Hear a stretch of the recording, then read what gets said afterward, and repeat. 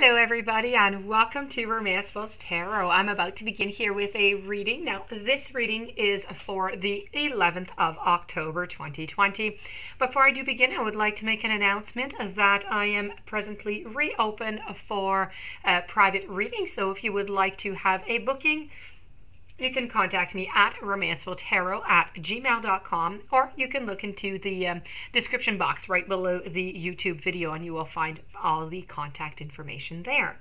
Also, this being a general reading, as I said, it might not resonate with everybody, so please do take, it's really important to really just take whatever fits, whatever resonates with you, and just leave the rest of it aside. If you do have any questions or anything, you can always contact me at romancefulltarot. Also, if you've been to the channel before but you have not yet subscribed, or if it's your very first time, please do take a brief moment of your time to click onto the subscribe button to show your support to the channel and to myself, and it would be greatly appreciated. So, that being said, we are going to begin this reading. This reading is dedicated to the sign of Scorpio, and this is all about your blind spots. So we want to know your blind spot in love. What is it? This is something that you don't realize because it is a blind spot. It is hidden within that subconscious. So let's go find out what it is. And then I'm going to finish it off with a lover's oracle and a heart and soul oracle. So let's go see what your blind spot is. And voila, so this sigil here is all about endurism. Now, when you draw this sigil, right now, you're enduring something that you should not be enduring. You are probably telling yourself that, it's just good enough. Think about these common sayings. What doesn't kill you makes you stronger. No pain, no gain. Or, it is what it is. These sayings all have one thing in common. They help you to release resistance to a situation where you feel helpless, to get out of a painful circumstance. Releasing resistance is a good thing. So where is the harm in these sayings? The harm is that they can serve as justifications for not actively making changes so as to move beyond a painful situation. Now, they can serve to keep you stuck in pain, and we know the dangers of escapism.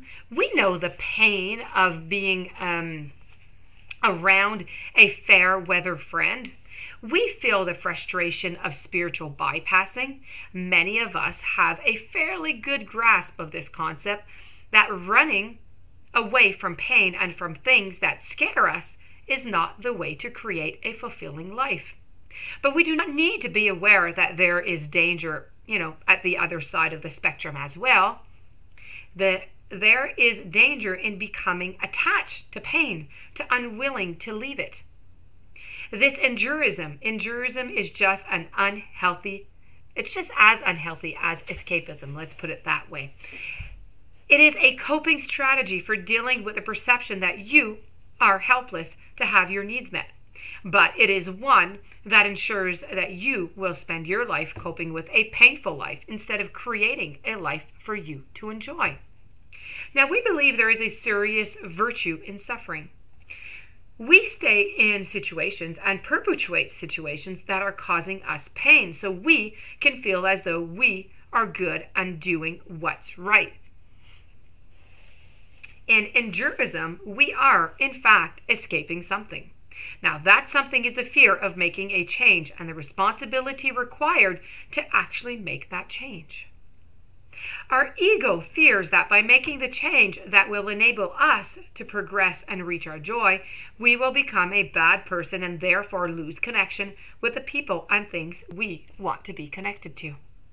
In relationships, we develop the idea that if somebody loves us, they will endure any amount of pain just to be with us. And in the opposite scenario, if we love someone, we will endure any amount of pain to be with them. In fact, over the course of our relationships, we may even begin to incrementally cause other people pain and put them in painful situations with us. We are doing this subconsciously, but deliberately to try to create the experience of someone loving us so much that they are just going to endure anything just to be with us. Now, they may also be doing the same to us, and we are enduring it. Be aware that when you look at the endurism, you are engaged in a relative to your life. You're going to become very defensive. You're going to find all sorts of reasons why it is good or right to perpetuate your painful situation. Your reasoning is preventing progress. You have plenty of incredibly valid reasons to justify your endurism. No one is trying to convince you that your reasons are not valid. But your valid reasons aren't good enough to justify living a miserable life. And in this situation, you're on a boat in the ocean, and you don't like that boat. So if you desire a different boat, so it comes, but you still won't get off your old boat. You have lots of reasons for not getting off your old boat. So the universe says, I'm going to have to make it easier for them to get off their old boat and onto the new one. So I'm going to poke holes into the old boat. But when the boat starts to spring leaks, instead of jumping onto the new boat, you run around trying to patch up the holes of your old boat. Eventually, the only way to get onto your new boat is for the universe to quite literally sink your boat so you end up in the water with the choice to either drown or to get onto the new boat.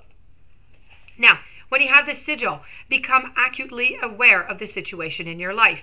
You think you have to endure. Get ready about the excuses you make to justify. And during those situations, look for ways that you actually do have a choice in the situation that you feel stuck in. Look at the things that you could actually do to make a change. Take your power back. Okay? This is the ending of the blind spot for you, my dear friend Scorpio. I am now going to move over to the heart and soul. An angel surrounds you with rainbow wings, here to reconnect you with your true nature, the balanced, healthy, sensitive, and loving you. Remember that there is more to life than your achievements. Consciously connecting your spiritual and physical realities, you will help, you to reconnect to the sacred, infinite, and creative part of yourself. That is yearning to play a greater role in your life. And a reflection for the Lover's Oracle.